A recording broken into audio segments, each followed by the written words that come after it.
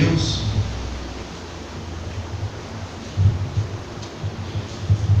Mateus, no capítulo de número 4, eu vou te convidar a ficar de pé, por favor, para a gente, amém?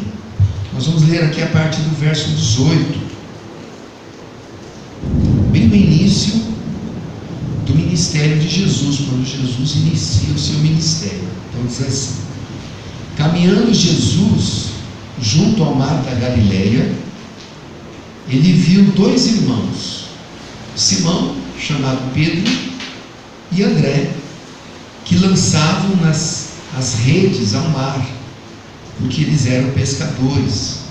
E disse-lhes: vinde após mim, e eu vos farei pescadores de homens. Então eles deixaram imediatamente as redes e o seguiram. Passando adiante, viu outros dois irmãos, Tiago, filho de Zebedeu, e João, seu irmão, que estavam no barco em companhia de seu pai, consertando as redes, e chamou-os. Então eles, no mesmo instante, deixando o barco e seu pai, o seguiram. Amém? Pode se assentar. Deus abençoe, nos abençoe através do compartilhar dessa palavra. Essa mensagem eu coloquei o título de O Chamado Irresistível de Deus. O chamado irresistível de Deus.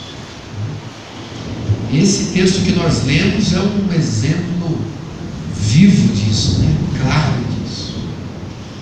Porque eu sempre, quando leio essa passagem, eu fico surpreso. Surpreso porque com a força desse chamado de Cristo. Porque ele está começando o seu ministério, começa a andar ali perto do mar, né? Caminhando perto do mar. Eu imagino que tinha muitos pescadores ali, que estava próximo do mar. E ele vê dois irmãos, que é Simão Pedro e André. E eles estavam ali lançando a rede no mar. E ele então se aproxima deles e diz uma frase bem enigmática. Naquele momento que eles nem imaginavam, dois peixes estão pescando, estão trabalhando, não estão pensando em nada. De repente chega este homem que diz a eles: olha, venham comigo, porque eu vou fazer de vocês pescadores de homens. E o que me chama a atenção é que o texto diz assim, que eles deixaram imediatamente as redes e seguiram Jesus. Olha que coisa louca, né? Seguiram Jesus, largaram as redes, largaram o barco, largaram o que estavam fazendo e seguiram Jesus. Da onde que vem isso? Isso é o chamado de Deus, né? É assim que Deus chama os homens, as mulheres, para o seguirem. É um chamado que a gente chama da graça irresistível de Deus. Esse chamado irresistível de Deus é um milagre. Gente, uma pessoa que tem convicção no seu coração de servir a Deus, que tem prazer em servir a Deus, há uma convicção interior, é aqui dentro da alma, do coração, uma coisa inexplicável, não se explica com palavras. Não são coisas que pessoas que são convencidas, né? Você pode, às vezes, existem muitos exemplos nesse mundo, de pessoas que são convencidas por uma série de religiões, né? Uma série de filosofias, enfim, de ideologias, né? As pessoas são convencidas, né? Mas aqui você vê que isso aqui é um milagre, isso aqui não é normal. Esses homens simplesmente largarem tudo para seguirem Jesus. E o outro caso, logo em seguida, ele já está andando, continua andando na beira do mar. Esses dois homens começam a seguir Jesus. Logo em frente, ele encontra mais dois Só que esses dois não estão sozinhos, tá? Eles estão juntos, os dois irmãos estão junto com o pai. Estão com o pai, trabalhando também, mesma coisa. Eles estavam ali no barco, em companhia do seu pai, estavam consertando as redes, né? Que as redes, na hora da pescaria, acaba rasgando. Então, eles estavam ali consertando as redes. E ele foi e chamou também esses dois homens, que é Tiago e João. E a mesma coisa, o mesmo milagre acontece. Então eles, no mesmo instante, deixando o barco e o seu pai, deixaram o pai, conseguiram, largaram tudo. Isso que é o chamado de Deus. Então, nós temos que agradecer a Deus, sabe, irmãos? Se você tem essa convicção dentro do seu coração da verdade, você sente isso lá no fundo da sua alma. Ninguém precisa te convencer. Ninguém precisa te convencer a seguir a Deus. É uma convicção que vem de dentro da alma, do coração. Isso é um milagre de Deus. Creio que é o primeiro milagre na sua vida. Foi exatamente essa convicção interior, né? Uma coisa muito linda, claro. A gente sabe que cada um de nós tem uma história, não é? Cada um de nós tem uma história. Teve gente que já vem de um berço evangélico, né? Já nasceu dentro de uma casa que a família já era cristã. Mas de qualquer maneira, as crianças vão ter que um dia tomarem a sua decisão pessoal, porque o pai não pode decidir pelos filhos, uma coisa especial, muito pessoal, né? Por isso que a igreja evangélica não batiza crianças. Por que nós não batizamos crianças? Por causa de um ensino da Bíblia. A Bíblia ensina. Por que nós não batizamos crianças? Porque o Senhor Jesus ensinou assim: ide pregar o evangelho a toda a criatura, todas as pessoas. Pregue o evangelho para todas as pessoas.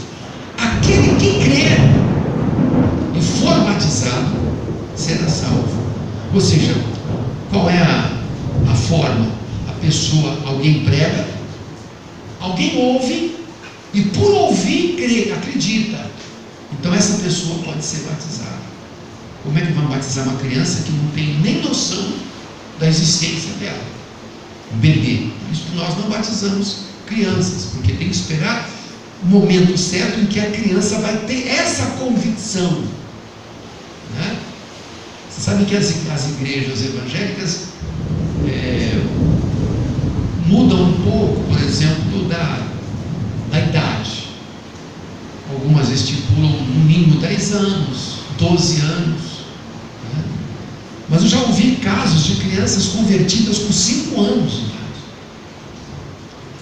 Convertida mesmo, convicção, sabe, com 5 anos, 6 anos de idade.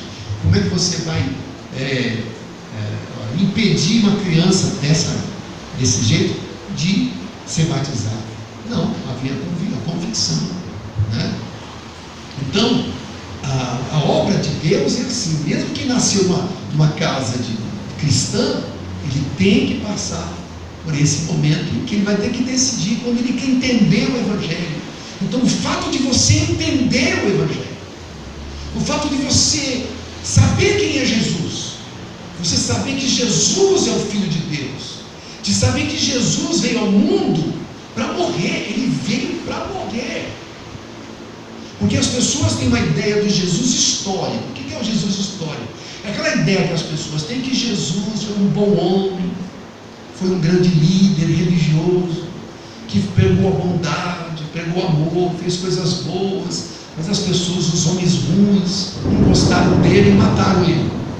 Essa é uma ideia generalizada que as pessoas entendem assim, mas não, essa ideia está errada, completamente errada. Jesus, ele vem do céu porque ele é pré-existente. A Bíblia ensina que Jesus já estava com o Pai lá no tempo da criação. Desde a criação, Lá, o João fala isso, em Hebreus fala isso, que Jesus é pré-existente. Ele já estava no princípio da criação junto com o Pai. Tudo que Deus criou, Ele criou com Jesus. Jesus estava na criação. Quando Deus está criando o homem, se você olhar no Gênesis, no livro do Gênesis, você vai ver lá uma coisa interessante, que muita gente não percebe, mas é um fato. Quando Deus vai criar o homem, diz assim o texto: façamos o homem a nossa imagem e semelhança. Tudo no plural. Está no plural. Se você ver lá no Gênesis, está no plural. Façamos nós, o homem, a nossa imagem e semelhança. Você vê que o Cristo, ele é pré-existente.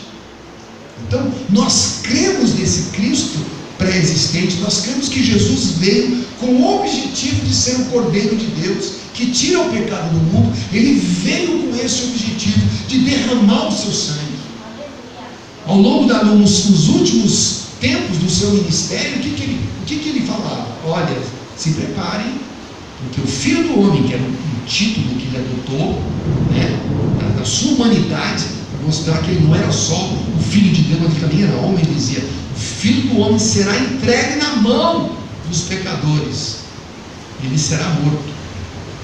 Então, ele sabia exatamente o que ia acontecer com ele. Ele tinha que morrer, porque se Jesus não morresse, ninguém seria salvo. Se Jesus não morresse, irmãos, o céu ficaria vazio. Diz que Jesus, ele tinha que morrer. Por quê? Porque todos os pecados da humanidade foram colocados sobre ele.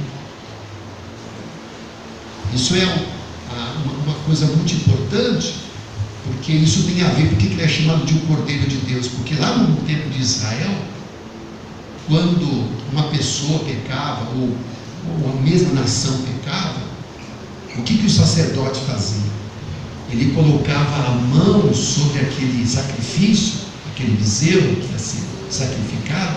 Ele colocava a mão, transferindo o pecado do povo para aquela ovelha, para aquele boi, enfim, aquele objeto do sacrifício.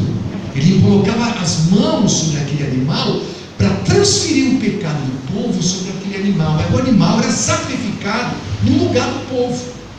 Para que o povo não tivesse que morrer por causa do pecado, Deus criou uma maneira. Porque a Bíblia diz assim, uma coisa muito importante, que sem sangue não há perdão. Por quê? Porque o sangue na Bíblia é o símbolo da vida. O sangue é o símbolo da vida. Então, por isso nós, não sei se os irmãos devem saber claramente, que a única coisa que nós não devemos comer, na verdade são duas coisas que nós não comemos, que isso foi definido lá no Concílio de Jerusalém. Isso está no livro de Atos, capítulo 15, está dizendo sobre isso, que ali foi definido pelos apóstolos. O que os nossos cristãos não podem comer? Duas coisas: sangue, qualquer coisa com sangue, e comer carne de animal sufocado. Você sabe que uma das maneiras de matar animal no interior é isso. Hoje não se faz mais isso, mas antigamente fazia muito. Pegar o pescoço da galinha, do pato, e torcer, coitado, e torcer até ele sufocar e morrer. Então isso é o animal. Quando você torce, você prende a veia jugular. O que acontece? A carne, todo o sangue estoura dentro da carne, então aquela carne fica salpicada de sangue por dentro. Então por isso que são as duas coisas que uma está em relação com a outra. A carne de animais sufocados, correto é cortar, a forma correta de matar animal, cortando o pescoço, a forma mais usual. E também comer comidas com sangue. Claro, umas comidas com sangue aí antes de ser cristão, já não gostava desse negócio de sangue. Imagina depois, que é sarapatel, chouriço. Tem umas comidas aí, galinha ao molho pardo. São esses tipos de comida que vai sangue. Então essas comidas a gente não deve comer, né? Porque isso, dentro da palavra, é a única o impedimento que a gente tem. Só essas duas coisas e mais nada, né? Então a gente sabe que ali nesse concílio de Jerusalém, que está no Atos 15, né, que mostra essas coisas, né, e que revela isso para nós. Mas o importante, irmãos, é que nós cremos no Senhor Jesus Cristo. Ele é o nosso Deus, Ele é Deus. Jesus é Deus. Ele é o Filho de Deus. A coisa linda, maravilhosa de Cristo é que Ele veio ao mundo, mas Ele teve que nascer como homem aqui. Ele teve que nascer como homem. Houve muita discussão nos primeiros séculos, né, que existiam ali os gnósticos, que eles tentavam provar que eram algumas seitas que se envolveram com a igreja. Eles tinham a visão, essa seita, de que Jesus não era um homem, que Ele era um anjo. Outras seitas que surgiram diziam que aquilo, que Jesus não era corpo, mas era um espírito. E tudo isso foi, na verdade, os apóstolos se levantaram, os pais da igreja se levantaram e mostraram que isso é uma falácia, uma mentira dos gnósticos, né? Que Jesus, Ele era igualzinho nós. Ele era de corpo, ossos, sangue, sentia dor, sentia sono, sentia cansaço. Ele ia no banheiro igual a gente. Ele comia, ele bebia igual a gente. Jesus era um homem comum igual a gente, né? Quando Ele morreu na cruz, Ele realmente morreu. Ele expirou na cruz, Ele morreu na cruz. Então Ele teve que ser sepultado. Agora, onde estava o ser divino? Estava lá dentro dele. Ele morreu porque diz o texto bíblico que Ele teve que ir lá na região dos mortos, que a Bíblia chama de Hades. O Hades é a região dos mortos, para onde as pessoas vão quando morrem. Jesus teve que ir até o Hades, até lá aquela região mais profunda. Por isso que Ele teve que ficar 3 dias morto, porque Ele tinha que ir lá na região dos mortos e proclamar a sua vitória. Porque até então, quem tinha o poder da morte era o diabo. Quem tinha o poder, a chave da morte, era Satanás. Então ele achou que matando Jesus, e Jesus entrando lá na morte, ele estaria preso. Só que Jesus, além de homem, Ele também é o Filho de Deus Todo-Poderoso. E Ele então sai dentre os mortos. Ele confunde o diabo, confunde o inferno. Imagina a cara do diabo vendo Jesus saindo dentre os mortos, ressuscitando ao 3º dia. Porque Ele é Deus. Ele é Deus, né?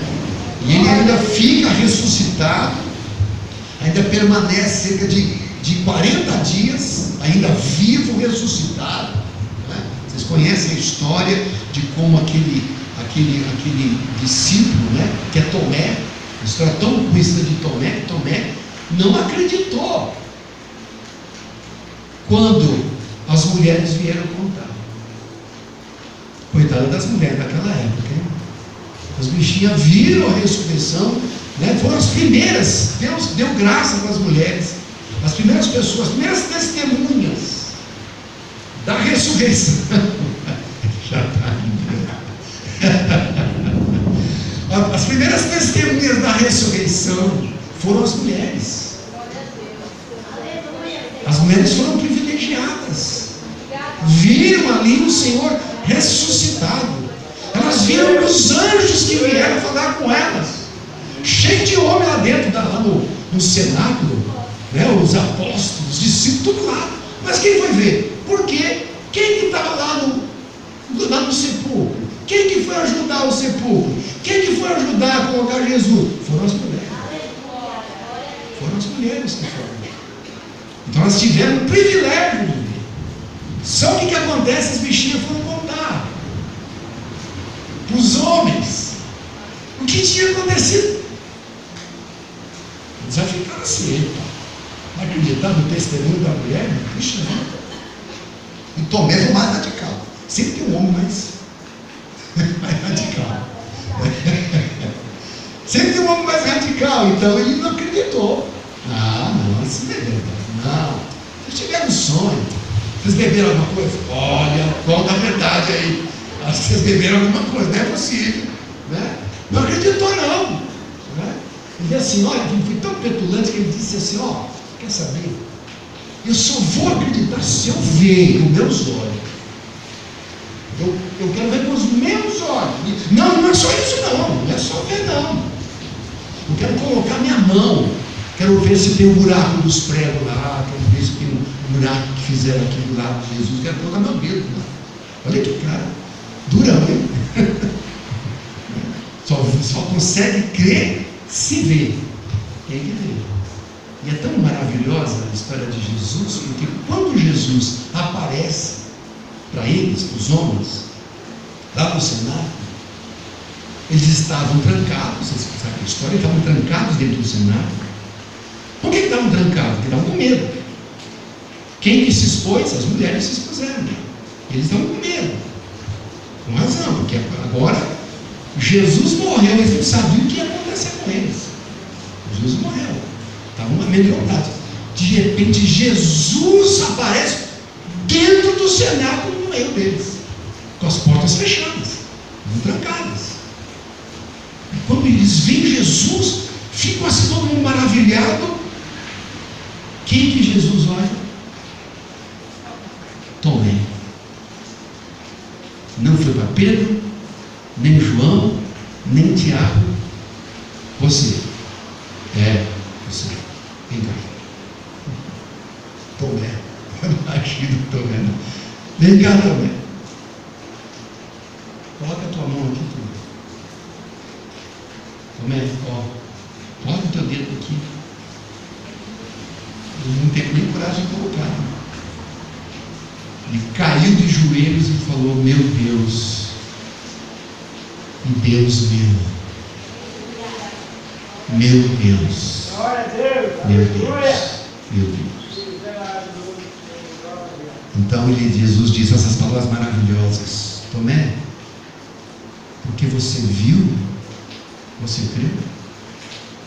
Mais bem-aventurados são aqueles que não viram e creram. Então você, meu irmão, você é bem-aventurada, você é bem-aventurado porque você não viu, mas você creu, e você creu porque é uma convicção dada pelo Espírito Santo no seu interior. Isso é uma coisa linda, né? Deixa eu pegar um texto que está em Atos, no Atos capítulo 16. Quero te mostrar uma coisa linda que aconteceu aqui também.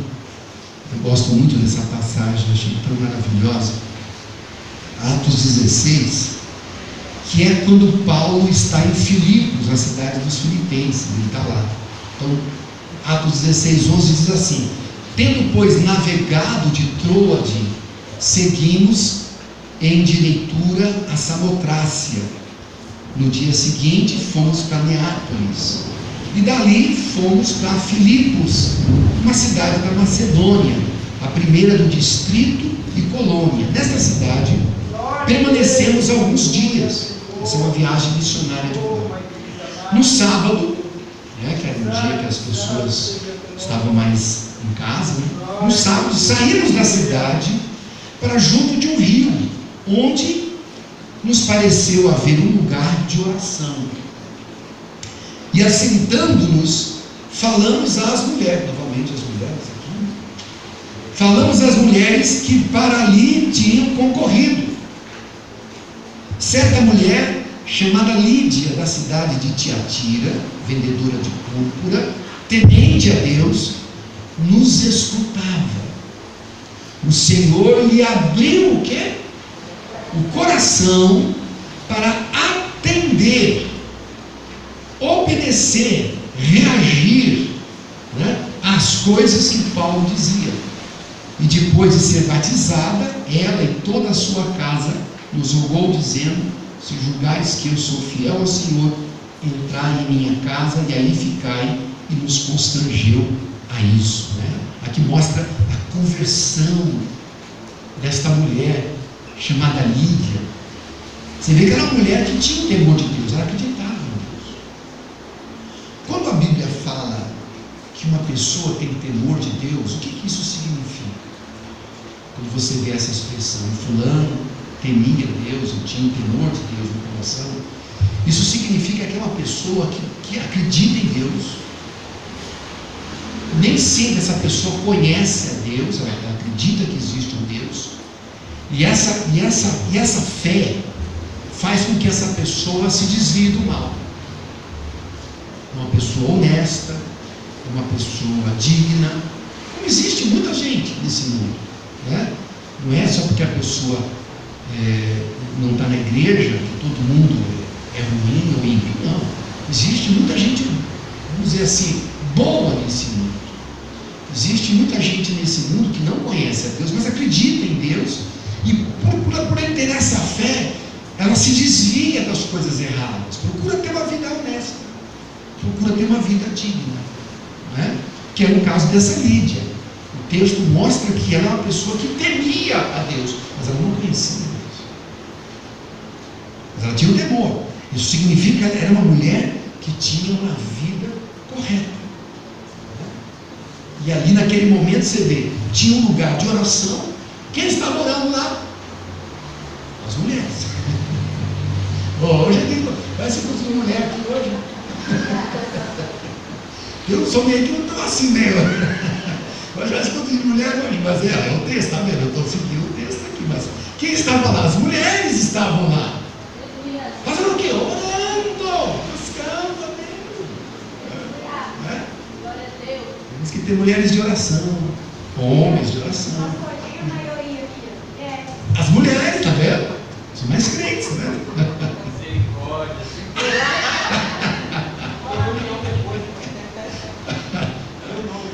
Mas você vê, e ali várias mulheres começaram a ouvir a pregação. Paulo era assim, aonde ele ia, ele começava a pregar o evangelho.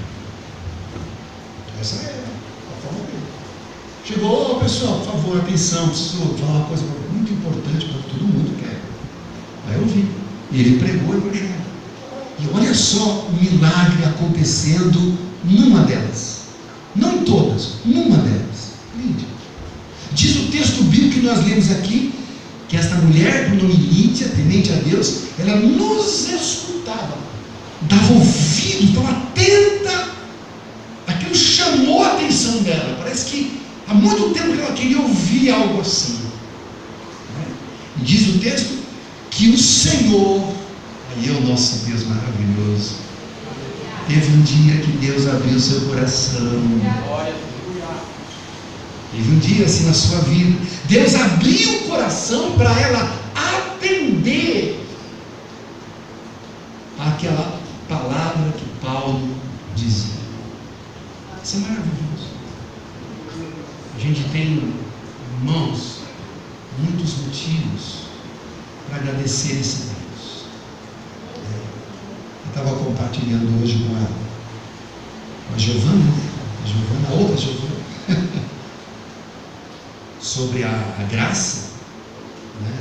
Que nós somos frutos da graça, porque a nossa salvação não depende de obras, graças a Deus por isso.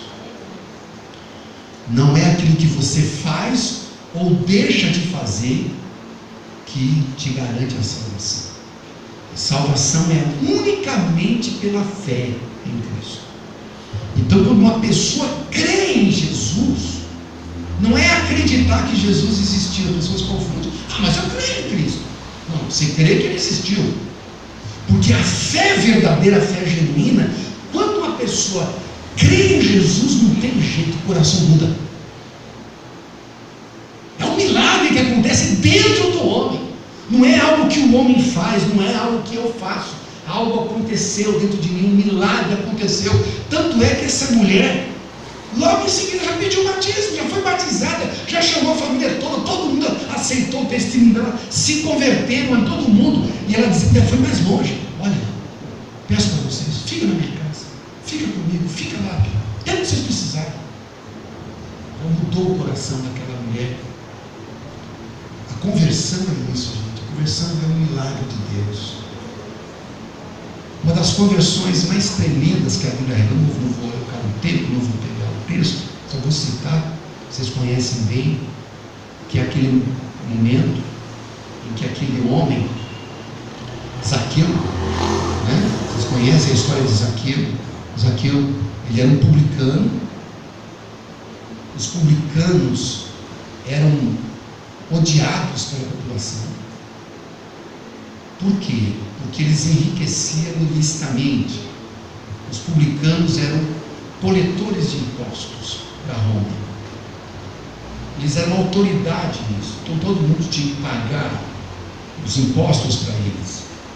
Só que eles faziam, cobravam muito mais, mandavam uma parte para Roma e outras pegavam para eles. Então eles tiravam o dinheiro do povo e todos eles eram muito ricos. Por isso.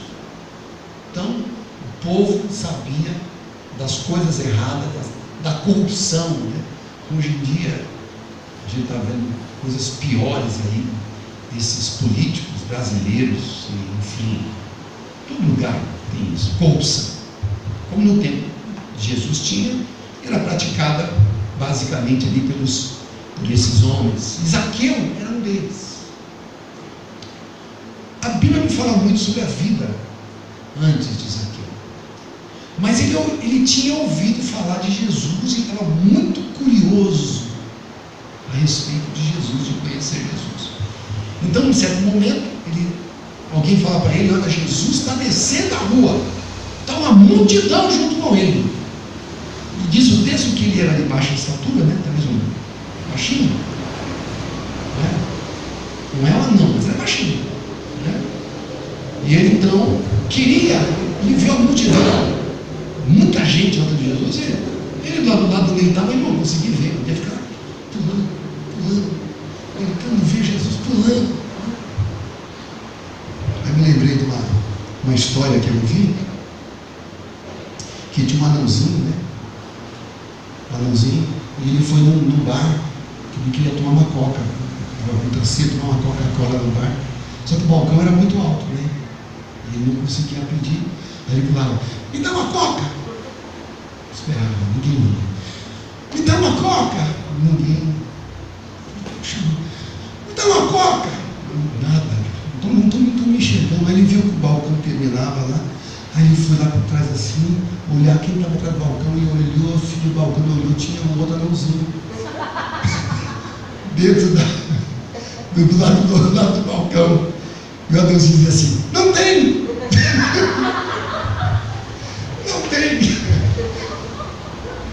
Eu lembro da piada.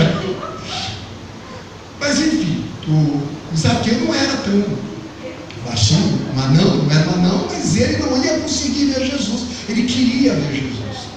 Então ele viu o caminho que Jesus estava vindo e viu que Jesus ia passar debaixo de uma árvore que tinha grande, frondosa. O que ele fez? Nem olhou para a sua posição, né, o seu dinheiro, não, ele queria ver, alguma coisa estava acontecendo no coração dele. Ele pegou na árvore, pegou um galho lá e também que ele não caiu, né? Ele ficou lá esperando ali, e Jesus passou, e ele começou a ver Jesus vindo, um monte de gente, tá? E ele lá na árvore, meio das folhas assim, ele, nossa, de repente Jesus para debaixo da árvore. Zaqueu, desce porque hoje eu vou comer na sua casa. Meu, que coisa linda, né? Que maravilha. Imagina o coração daquele homem. Desceu correndo daquela árvore, correu para casa. Depois Jesus foi lá com os seus discípulos, né? E ali ele sentou com todo mundo em volta, e ali Jesus começou a pregar, a falar do Evangelho para aquela multidão. E ele ali ouvindo. E aconteceu a mesma coisa, um milagre. Glória a Deus, aleluia. gente sabe que o milagre aconteceu no coração de Zaqueu, pela reação que ele teve, pela atitude que ele teve logo em seguida. Ele disse assim para Jesus: a partir de hoje, eu vou dar metade dos meus bens aos pobres. E todo mundo que eu tirei alguma coisa, que eu desviei dinheiro, eu vou chamar e vou dar 4 vezes mais do que eu tirei. O que é isso? Um coração transformado pelo poder do Evangelho. Por isso que a nossa função é pregar. O que nós fazemos? Pregamos. Porque a obra é de Deus. Quem faz a obra é Deus. Quem converte o coração é Deus. Já tive oportunidades assim de começar a pregar. Eu só fui falando de Jesus, de uma pessoa, e você vê a obra acontecendo no coração da pessoa e a pessoa ser transformada. A pessoa é transformada. Isso que é a maravilha do Evangelho, como aconteceu com Lídia, como aconteceu com Zaqueu, como aconteceu com aqueles homens que tiveram um chamado irresistível do Senhor Jesus, como foi com Paulo, lá indo para Damasco, a mesma coisa no meio do caminho. Que chamada tremenda na vida de Paulo. Então, cada um de nós tem uma história, não é? Cada um de nós uma história. Houve talvez um dia, na minha vida foi um dia, numa noite, numa igreja, eu ouvi uma palavra e Deus abriu meu coração como de Lídia, e eu criei no Senhor. Tinha 22 anos de idade, 22 anos de idade. Minha vida mudou, até hoje. Passou 40 anos. Então, amados, o que é lindo nessa obra, irmãos, é essa parte sobrenatural. Nós vivemos debaixo de um poder, gente, do poder de Deus. Aleluia, glória a Deus. Vamos ficar de pé, queridos. Vamos orar nesse momento.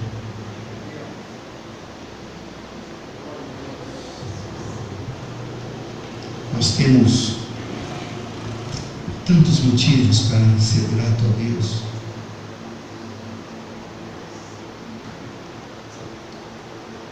Às vezes a gente perde muito porque a gente se concentra, a gente foca naquilo que a gente não tem. A gente foca muitas vezes naquilo que a gente está querendo de Deus, orando a Deus. A gente foca nas coisas erradas. E a gente sofre com isso porque você fica nas expectativas, desanima, enfraquece. Mas a palavra do Senhor diz assim, que o nosso foco tem que ser no autor e consumador da nossa fé, que é Jesus. Temos que olhar para Jesus. Temos que confiar nele. Jesus hoje, depois da sua ressurreição, a Bíblia diz que Jesus hoje é o sumo sacerdote intercessor das nossas vidas. Ele intercede por nós diante do Pai. Amém, amados? Jesus é o nosso intercessor.